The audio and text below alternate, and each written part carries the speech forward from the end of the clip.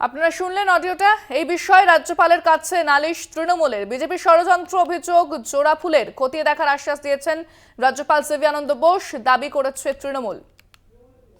কি বলেছেন তৃণমূলের পক্ষ থেকে, কি বলা হচ্ছে শুনে নেব। সেটা আমরা শুনেছি এবং আমরা তো মাননীয় রাজ্যপালের কাছে বললাম যে গোটা ব্যাপারটাই একটা প্ল্যান সাজানো সন্দেশখালী ঘটনায় কিভাবে প্রভোগ করা হচ্ছে, কারণ কিভাবে প্ররোচনা দেওয়া হয়েছে, কিভাবে উস্কানি দেওয়া হয়েছে, এই অগ্নিমিত্রা পালের এই থেকে পরিষ্কার বোঝা যায়। কারণ উনি তো সিঙ্গুরের সময় তো শ্রীমতী পল ছিলেন না, নন্দীগ্রামের সময় শ্রীমতী পল ছিলেন না, তো এখন উনি কিভাবে প্ল্যান করছেন সেটা প্রকাশ হয়ে পড়েছে। এ বিষয়ে বিস্তারিত কথা বলবো। ফোনে রয়েছেন আমাদের প্রতিনিধি দেবাশিস সেনগুপ্ত। দেবাশিস, ঠিক কি জানা যাচ্ছে, কি খবর রয়েছে বিষয়ে? গতকাল থেকে অডিও ভাইরাল হয়েছে, যে ভাইরালে দেখা যাচ্ছে যে কোনো একজন ব্যক্তির সঙ্গে, যেটা সত্যতা অবশ্যই আমরা যাচাই করিনি, অগ্নিমিত্রা পল অর্থাৎ বিজেপির বিধায়ক, তার একটি কনভারসেশন বাইরে হচ্ছে, যেটাকে কেন্দ্র করে তৃণমূলের একাধিক নেতৃত্ব সেটাকে টুইট করেছে।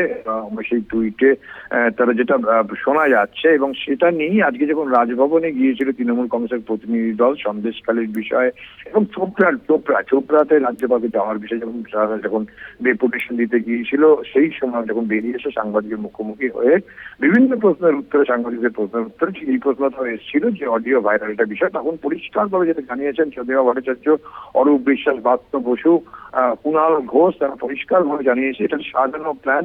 কেননা অগ্নিমিত্রা পল যদি গোটা অগ্নিমিত্রা পলে হয়ে থাকে, সেইটা তারাও কিন্তু সেটা শুনেছেন, এবং যদি তা হয় তাহলে সেক্ষেত্রে এটা একটা সাজানো প্ল্যান, এবং এটা প্ররোচনা দেওয়া হচ্ছে, উস্কানি দেওয়া হচ্ছে।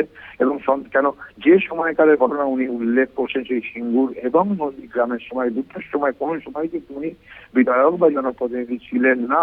অর্থাৎ একটা প্ল্যান করা হচ্ছে, যে প্ল্যানে করে এই সন্দেশখালীর বিষয়টা করা, সেখানে বলছেন যে সন্দেশখালীর বিষয়টা তারা একটা বিয়ে করছেন, এবং পাশাপাশি সিবিআই তদন্তের দাবি জানান। অর্থাৎ শাসক দল, রাজ্যের শাসক দল তৃণমূল কংগ্রেসের নেতৃত্ব তারা মনে করছে এটা প্ল্যান, এবং এই বিষয়টা নিয়ে কিন্তু রাজ্যপালের দৃষ্টিতে তারা এনেছেন, এমনটাই কিন্তু জানিয়েছেন তৃণমূল কংগ্রেসের প্রতিনিধি দল। এবং তারা মনে করছেন এই সন্দেশখালী যে অডিও ভাইরাল হয়েছে, অর্থাৎ সন্দেশখালীর যে ঘটনা ঘটেছে তা একটা প্ল্যান বা চক্রান্ত করে কিন্তু এরকমটা সাজানো হচ্ছে, রাজ্যকে হেয় প্রতিপন্ন করার জন্য, রাজ্যের ভাবমূর্তি ক্ষুণ্ণ করার জন্য।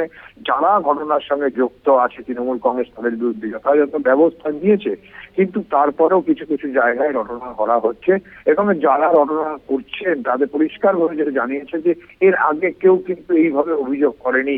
যারা আজকে অভিযোগ করতে বেরিয়ে এসেছেন বা যারা অভিযোগ করছেন, ইতিমধ্যেই কিন্তু রাজ্য সরকার, রাজ্য প্রশাসন ব্যবস্থা নিয়েছে। আজকে বিধানসভা দাঁড়িয়ে বলেছে 17 জনকে গ্রেপ্তার করেছে। কিন্তু সন্দেশখালীকে কেন্দ্র করে রাজ্য রাজনীতি যেভাবে করা হচ্ছে, বাংলাকে যেভাবে প্রতিবন্ধ একেবারে আপাতত ধন্যবাদ দেবাশিস। কথা বললাম প্রতিনিধি দেবাশিস সেনগুপ্তের সঙ্গে।